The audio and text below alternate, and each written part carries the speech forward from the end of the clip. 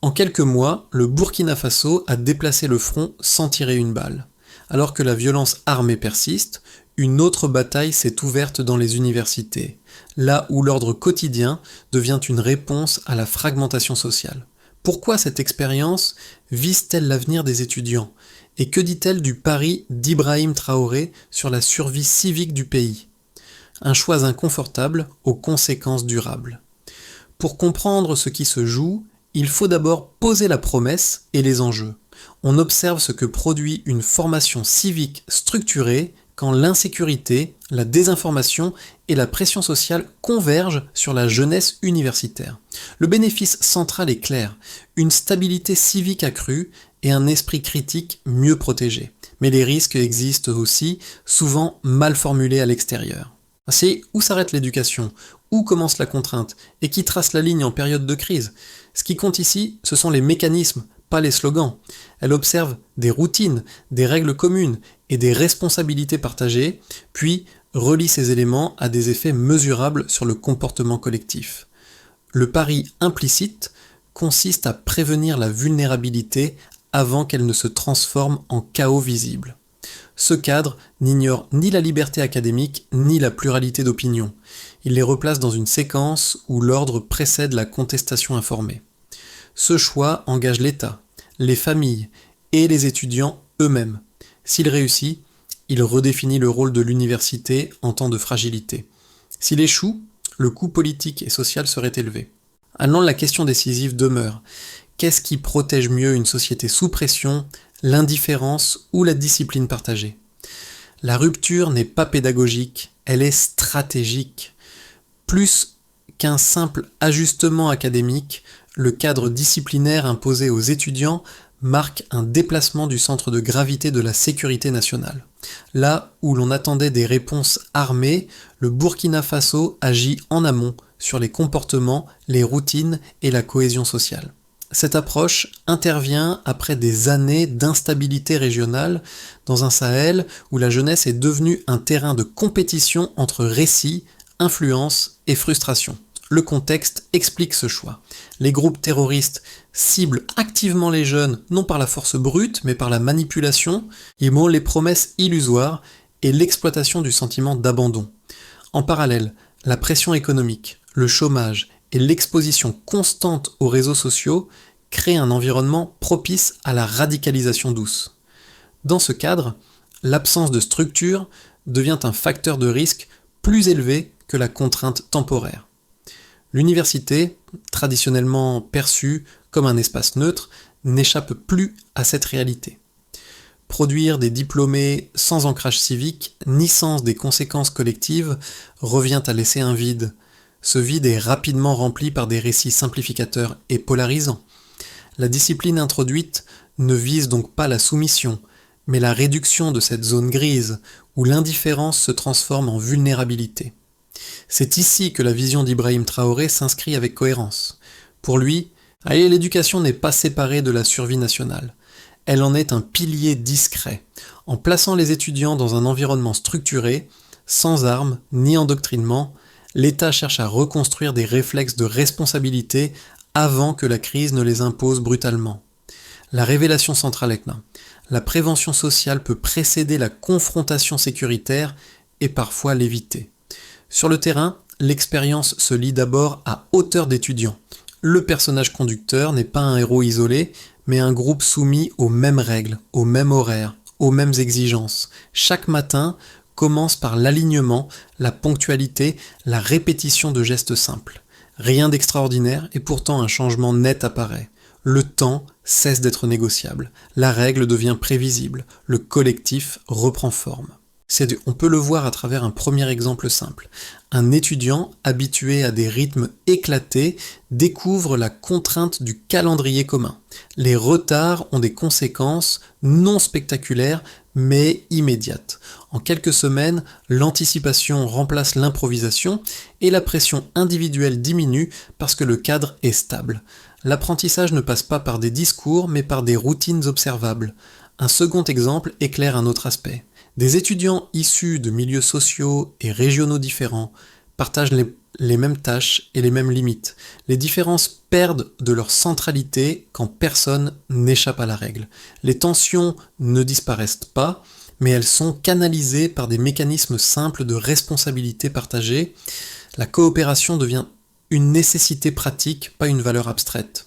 En quoi ces impacts précoces ne relèvent non pas de la transformation idéologique. Ils concernent le comportement quotidien, gestion du temps, maîtrise de soi, respect des conséquences collectives. Le cadre militaire est utilisé ici comme un outil d'ordre, non comme un vecteur de violence. Il produit des habitudes que les institutions civiles peinent souvent à installer de manière cohérente.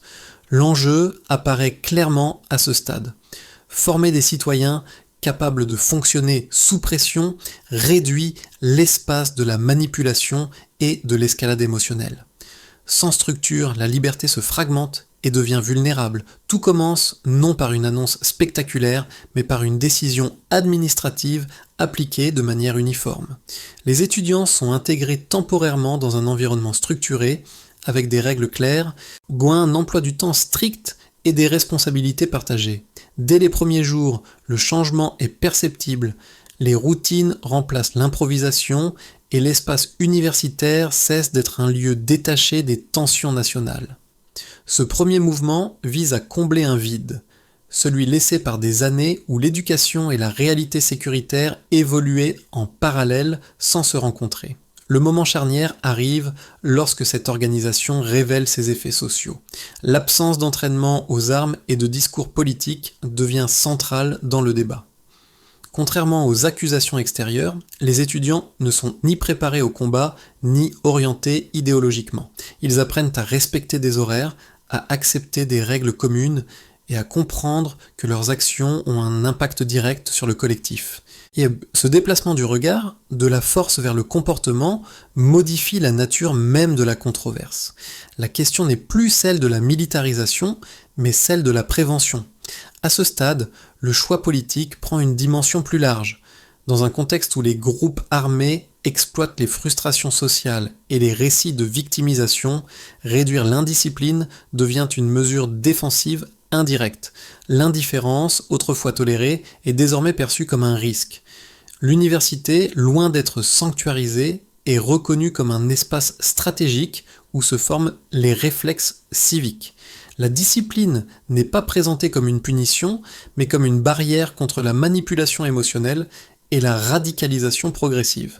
Puis viennent des effets plus diffus, mais durables. Les étudiants développent une relation différente à l'autorité, moins conflictuelle et plus fonctionnelle. Les différences sociales et régionales s'estompent temporairement face à l'égalité des contraintes. Cette expérience partagée réduit la fragmentation interne, souvent exploitée en période de crise. Le collectif reprend une place centrale sans effacer l'individu, mais en le replaçant dans un cadre de responsabilité concrète. C'est dans cette phase que la vision d'Ibrahim Traoré devient explicite. Il ne s'agit pas, selon lui, de transformer les étudiants en soldats, mais de produire des citoyens capables de discernement sous pression. En liant l'éducation à la sécurité nationale, il redéfinit le rôle de l'État face à la jeunesse. L'investissement ne porte pas uniquement sur les forces armées, mais sur le caractère, c'était la discipline et la conscience civique. Cette approche rompt avec les modèles importés qui séparent liberté académique et stabilité sociale. À plus long terme, les effets dépassent le cadre universitaire. En modifiant les comportements à la base, l'État espère réduire les cycles de colère, de désinformation et de mobilisation destructrice. Ce pari reste risqué et politiquement sensible, mais il repose sur une logique claire, prévenir la désagrégation sociale avant qu'elle ne devienne ingérable. La séquence n'est pas close, elle marque une transition où l'ordre est présenté non comme une fin, mais comme une condition préalable à une participation civique durable. Avant l'introduction du cadre disciplinaire, l'univers universitaire évoluait dans une relative déconnexion entre formation académique et pression sécuritaire. Maintenant, après sa mise en place, le comportement collectif devient l'indicateur central observé par les autorités. Ce glissement constitue le cœur de l'argumentation officielle. Faute de statistiques publiques détaillées, l'évaluation repose sur des signaux qualitatifs cohérents, répétés et observable dans le temps court. On peut d'abord observer la routine. Avant, les rythmes étaient hétérogènes, variables, parfois imprévisibles. Après, les journées suivent une structure fixe, partagée par tous. Cette uniformité n'est pas présentée comme un objectif en soi, mais comme un moyen de réduire l'incertitude quotidienne. Lorsque les règles sont stables, les comportements deviennent plus prévisibles et les tensions latentes diminuent mécaniquement. Le changement n'est pas spectaculaire, mais cumulatif. On peut ensuite regarder la responsabilité individuelle face au collectif. Dans le cadre antérieur, les conséquences des actions personnelles restaient souvent diffuses. Désormais, chaque manquement affecte le groupe. Cette logique transforme la perception de la règle. Elle n'est plus vécue uniquement comme une contrainte externe, mais comme un mécanisme de protection mutuelle. Les autorités mettent en avant cette internalisation progressive de la discipline comme un indicateur clé de résilience sociale. Enfin, il faut considérer l'exposition à la manipulation. Le contexte sahélien est marqué par une circulation intense de récits polarisants, souvent simplifiés et émotionnels. Avant, les étudiants constituaient une cible facile pour ces discours en raison d'un sentiment d'isolement ou de frustration. Après l'introduction du cadre structuré, l'objectif affiché est de ralentir ces dynamiques. La discipline agit ici comme un filtre. Elle ne supprime pas les opinions divergentes, mais impose un temps de réflexion et une hiérarchisation des priorités. Un autre élément comparatif concerne la distinction entre discipline et militarisation. Les faits décrits insistent sur l'absence d'armes, d'entraînement au combat et de préparation idéologique. Le milieu militaire est utilisé pour ses méthodes organisationnelles, non pour sa fonction coercitive. Cette nuance est centrale dans l'argumentaire. Elle permet de dissocier l'expérience éducative d'une logique de force et de la replacer dans un registre civique. Les autorités soulignent également la temporalité limitée du dispositif. Il ne s'agit pas d'un contrôle permanent des universités, mais d'une phase de formation civique concentrée. Cette brièveté relative est présentée comme une garantie contre la normalisation de l'exception. Le cadre est pensé comme un correctif ponctuel destiné à renforcer des habitudes durables sans transformer l'université en institution militaire. Enfin, l'évaluation qualitative s'appuie sur un raisonnement comparatif plus large. Dans des sociétés confrontées à l'insécurité, les réponses exclusivement répressives montrent leurs limites. A l'inverse, les approches préventives, centrées sur le comportement, tendent à produire des effets moins visibles, mais plus stables. Le Burkina Faso inscrit son choix dans cette seconde logique, en acceptant l'absence de résultats immédiats chiffrés au profit d'une transformation progressive. Il faut le dire clairement, rien n'indique une réussite définitive. Elle décrit un déplacement mesurable dans les pratiques et les priorités. La discipline est traitée comme une variable sociale, non comme une fin idéologique. Reste une interrogation ouverte. Ces changements qualitatifs peuvent-ils s'ancrer durablement sans éroder la confiance entre l'État et la jeunesse? Les critiques les plus solides ne dénoncent pas une intention autoritaire explicite, mais un risque structurel. Un premier argument opposé souligne qu'introduire un cadre militaire, même sans armes, pourrait banaliser l'autorité coercitive et affaiblir l'autonomie universitaire. Selon cette lecture, l'université doit rester un espace de débat libre, précisément parce qu'elle accueille des esprits en formation. Toute discipline importée d'un autre registre institutionnel créerait un précédent difficile à refermer, surtout dans un contexte d'urgence sécuritaire. Un second argument met en garde contre une conformité de surface, sans adhésion réelle. Les étudiants apprendraient à obéir dans un cadre contraint, mais non à exercer un jugement critique autonome. À long terme, cette socialisation risquerait de déplacer la contestation hors des institutions, plutôt que de la transformer. Le silence temporaire serait alors confondu avec la stabilité, masquant des tensions différées. Ces objections méritent d'être prises au sérieux. Elle s'appuie sur des expériences historiques où l'exception est devenue la norme et où la sécurité a justifié une réduction durable des libertés académiques. Elle rappelle aussi que la jeunesse, lorsqu'elle se sent encadrée sans être entendue, peut se radicaliser autrement, de façon plus diffuse et moins visible. Les autorités répondent généralement en avançant 3 éléments. D'abord, la distinction stricte entre discipline et endoctrinement. Les faits décrits montrent l'absence de formation au combat, d'orientation idéologique ou de mobilisation politique. Le contenu repose sur des règles de vie collective, non sur des consignes d'obéissance au pouvoir. Cette frontière, constamment rappelée, vise à éviter la confusion entre ordre civique et contrôle politique. Ensuite, la temporalité limitée du dispositif. Le cadre est présenté comme transitoire, intégré à un parcours éducatif plus large. Il ne remplace ni l'enseignement critique ni le débat universitaire. Il les précède. À quand l'argument central est séquentiel. Sans stabilité minimale, la critique devient vulnérable à la manipulation émotionnelle et à la désinformation. La discipline est donc conçue comme une condition de possibilité, non comme une finalité. Enfin, la logique de prévention. Dans un environnement où des acteurs externes cherchent activement à exploiter les frustrations étudiantes, réduire l'indiscipline revient à réduire l'exposition au risque.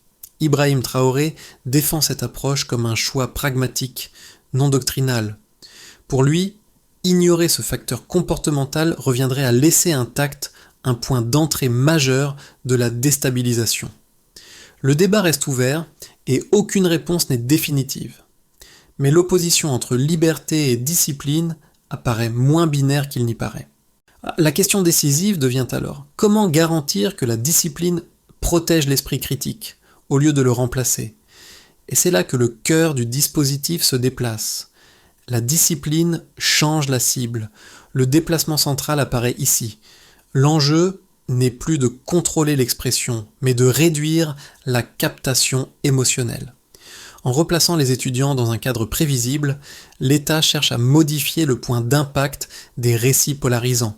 Ce ne sont pas les opinions qui sont visées, mais la vitesse à laquelle elles se transforment en mobilisation désordonnée. Cette nuance redéfinit la logique de l'ensemble du dispositif. À mi-parcours, la lecture devient plus nette. Les étudiants ne sont pas traités comme un problème à contenir, mais comme un vecteur à protéger. Dans un environnement saturé de messages simplificateurs, la discipline agit comme un ralentisseur. Elle impose des routines, crée des délais, oblige à considérer les conséquences collectives avant l'action. Le changement de cible est subtil, mais déterminant. C'est dans ce cadre que la position d'Ibrahim Traoré prend une forme plus explicite. Il ne s'agit pas, selon lui, de neutraliser la jeunesse, mais d'empêcher qu'elle soit instrumentalisée par des intérêts externes. La stabilité recherchée n'est pas le silence, mais la capacité à distinguer contestation constructive et agitation destructrice. Cette distinction, souvent absente dans les périodes de crise, devient ici l'axe central. La révélation de milieu de parcours tient donc en une idée simple. En modifiant les conditions de formation du jugement, on modifie les trajectoires collectives. Le débat n'est pas supprimé. Il est déplacé vers un terrain moins vulnérable à la manipulation rapide. Les effets du dispositif apparaissent différemment selon les groupes concernés. Pour les institutions publiques, la première conséquence est organisationnelle. Un environnement universitaire plus discipliné réduit la fréquence des crises imprévues, des interruptions et des réactions en chaîne difficiles à contenir. La gestion devient moins réactive et davantage anticipative. Dans un contexte de ressources limitées, cette prévisibilité constitue un gain stratégique. Elle permet de concentrer l'effort sécuritaire là où il est indispensable, plutôt que de l'étendre à des foyers de tensions internes évitables. Pour les acteurs économiques, l'impact est indirect mais réel. Les périodes d'instabilité étudiante se traduisent souvent par des perturbations plus larges, fermeture temporaire, baisse d'activité, climat d'incertitude. En réduisant la probabilité de mobilisation désordonnée, le cadre disciplinaire contribue à un environnement plus lisible. Cette stabilité relative n'accélère pas mécaniquement la croissance, mais elle limite les chocs. Les entreprises locales bénéficient d'un climat social moins volatile, condition minimale pour maintenir l'emploi et l'investissement. Du point de vue des étudiants, les conséquences conséquences sont plus ambivalentes. Certains vivent la discipline comme une contrainte initiale, une rupture avec des habitudes plus souples. Mais à moyen terme, l'expérience modifie la relation au collectif. La gestion du temps, l'acceptation des règles communes et la responsabilité partagée deviennent des compétences transférables. Elles ne garantissent ni réussite académique, ni insertion professionnelle, mais elles réduisent l'exposition aux trajectoires de rupture, souvent marquées par l'isolement et la frustration. Pour les communautés locales, l'effet se manifeste dans la cohésion sociale. Les étudiants proviennent de régions, d'origines sociales et de trajectoires différentes. Le fait de partager un cadre identique atténue temporairement ces lignes de fracture. Les identités particulières ne disparaissent pas, mais elles cessent d'être le principal moteur des interactions. Cette expérience commune limite les risques de division interne, souvent exploités en période de crise, pour attiser les tensions. À l'échelle nationale, donc la conséquence la plus significative concerne la circulation des récits. Une jeunesse moins réactive émotionnellement devient plus difficile à mobiliser par des appels simplistes ou des campagnes de désinformation. Le dispositif ne supprime pas les désaccords, mais il en modifie la dynamique. La contestation tend à s'inscrire dans des cadres plus lents, plus délibératifs, moins explosifs.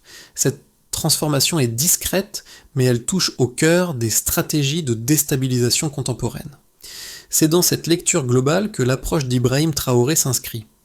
En misant sur la discipline civique, il cherche à renforcer la résilience de plusieurs couches sociales simultanément.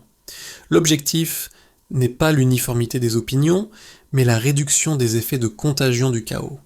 Les conséquences observées restent partielles et évolutives. Elles dessinent toutefois une trajectoire où la stabilité n'est pas imposée par la force, mais soutenue par des comportements collectifs plus maîtrisés. Un premier scénario, dit de base, prolonge la trajectoire actuelle sans rupture majeure. Le cadre disciplinaire reste limité dans le temps et clairement séparé de l'enseignement académique. Les universités retrouvent progressivement leur fonctionnement habituel, mais avec des routines et des réflexes civiques partiellement intégrés. Dans ce cas, l'effet principal est une stabilisation modeste mais durable. Les tensions ne disparaissent pas cependant elles se manifestent de manière plus contenue.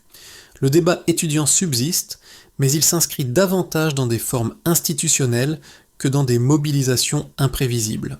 Il a un deuxième scénario, plus optimiste, repose sur une appropriation réussie par les étudiants eux-mêmes. La discipline temporaire est perçue non comme une contrainte imposée, mais comme une expérience formatrice. Les compétences acquises, gestion du temps, responsabilité collective, maîtrise des impulsions, se diffusent au-delà du cadre initial. Les universités deviennent des espaces où la critique est structurée et plus difficile à instrumentaliser. Dans cette configuration, la confiance entre l'État et la jeunesse s'améliore progressivement, la stabilité sociale gagne en profondeur sans recourir à des mesures plus coercitives. Un troisième scénario, plus défavorable, apparaît si la frontière entre discipline civique et contrôle institutionnel devient floue. Une extension prolongée du dispositif, mal expliquée ou mal encadrée, pourrait nourrir la méfiance. Les étudiants risqueraient alors d'interpréter la discipline comme une tentative de normalisation politique. La contestation ne disparaîtrait pas, mais se déplacerait vers des espaces informels, moins visibles et plus difficiles à réguler. Ce glissement affaiblirait l'objectif initial de prévention et réactiverait les dynamiques de polarisation. Ces scénarios ne sont pas exclusifs. Ils dépendent de variables précises: clarté de la communication, durée du dispositif, capacité des institutions à réintroduire pleinement le débat critique et cohérence des messages adressés à la jeunesse. Aucun ne garantit un résultat automatique. Tous rappellent que la discipline, isolée, ne suffit pas. Au fond, la recommandation n'est pas tant opérationnelle que cognitive. Pensez en termes de séquence plutôt que d'opposition. Si la discipline précède le débat, elle doit aussi lui céder la place. Sans cette transition assumée, l'équilibre recherché se fragilise. La question clé pour les mois à venir devient alors simple et exigeante. Comment transformer une mesure de prévention en fondation durable de la participation civique ? Pour le public, cette séquence dépasse le débat institutionnel et touche à des expériences familières. Beaucoup reconnaissent la tension entre liberté individuelle et cadre collectif, surtout dans des périodes de pression prolongée. La formation disciplinaire des étudiants agit alors comme un miroir. Elle renvoie à une question plus large. Comment maintenir une trajectoire personnelle quand l'environnement social devient instable et imprévisible ? Pour une première catégorie, et sauf celle des familles, l'enjeu est la protection. Voir des étudiants évoluer dans un cadre structuré rassure face aux risques perçus, violences, dérives, influences nocives. La discipline est interprétée comme une barrière temporaire, un temps de stabilisation permettant aux jeunes de traverser une phase critique sans rupture majeure. Cette lecture privilégie la sécurité émotionnelle et la continuité. Pour une seconde catégorie, celle des jeunes eux-mêmes, la réception est plus contrastée. Certains y voient une contrainte inutile, une suspension de l'autonomie durement acquise. D'autres découvrent un bénéfice inattendu, la réduction de l'anxiété liée au chaos quotidien. Quand les règles sont claires et partagées, l'effort mental se déplace.